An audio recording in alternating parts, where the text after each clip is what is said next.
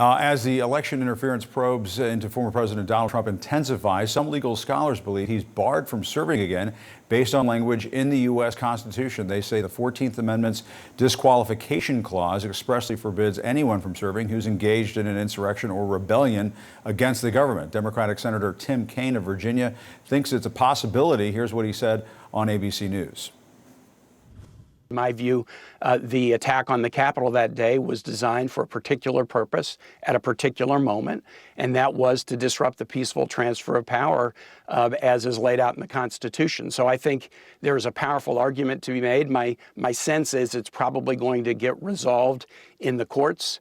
But, I think what we have to focus on our side is we just got to win in 2024. Right now, election officials in some battleground states are studying the viability of that 14th Amendment argument. One of them is Michigan Secretary of State Jocelyn Benson, who joins us now. Secretary Benson, great to see you as always. Appreciate you coming on. Quick question, just to get us started here. How much are you and your team looking into this issue? What are your thoughts on this? Well, thanks for having me. I think this is a critical issue. It's an issue that is not going to go away anytime soon, and it's one we have to and we are taking very seriously because the arguments for disqualification are quite strong. That said, there are counter arguments on the other side that recognize really the unprecedented moment that we're in and the timing of disqualification and the question of who exactly makes that determination. What is an insurrection or rebellion? What is giving aid or comfort? So all of that has really never been answered before, and it's never been answered by the courts. And that's why I do think that while election officials may make a determination on this issue, it will ultimately be resolved by the U.S. Supreme Court. And is this something that you, in particular, your office in particular, would have to wade into when it comes to putting names on the ballot in the state of Michigan? And have you made any kind of determination at this point? Are you going to insert yourself into this and make that determination?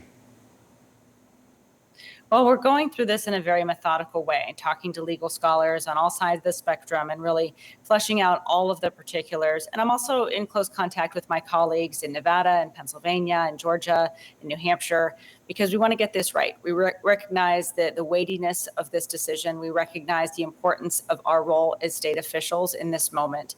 And we also have this ongoing question of timing. There's a decision about who gets on the primary ballot that will be made this fall in most states. But then there will be a secondary decision point if indeed this candidate is nominated by the Republican Party next summer. And so we also are seeing this unveil or evolve at the same time. These court proceedings are also evolving.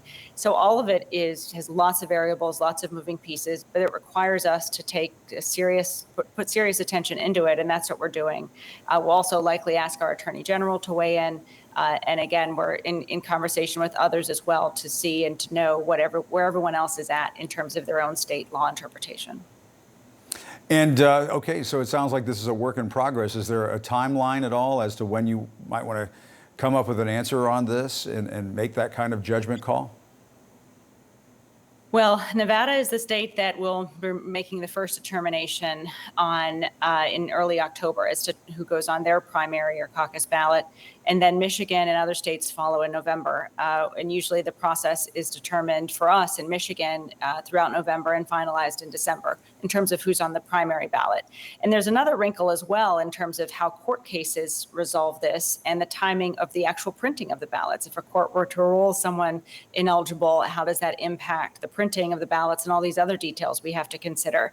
So it's a tight timeline, and that's why we really need the courts to engage and resolve this for all of us sooner rather than later. And so I think you can anticipate you'll see a lot of things happen over the next several months on this, with all of us recognizing that we may go through this a second time as court cases play out, as perhaps convictions get handled down, and perhaps is there a primary nomination process next summer through the conventions that we have to have an eye on as well. And yesterday, we spoke with conservative journalist David Frum, who is also a Trump critic. He said that Democrats really should just focus on beating Trump in the next election instead of trying to block the former president from getting on the ballot. What do you think of that? Well, the law is the law, and the Constitution is the Constitution. And my job is to make sure the law is followed and the Constitution is upheld in all things. But there is also something to consider with regards to democracy and the importance of voters having a say and a choice.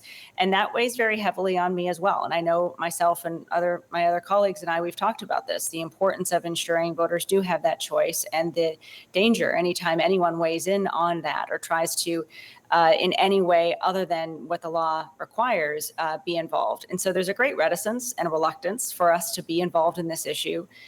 We would, and I certainly would want to see the voters have choice and choices at the ballot box on all fronts. But that said, my job first and foremost is to follow the law, to uphold the Constitution, and that's my North Star in this moment. And I guess another question in all of this is, does Trump need to be convicted in these election interference cases at the federal level and or in Fulton County to bolster the case for using the 14th Amendment?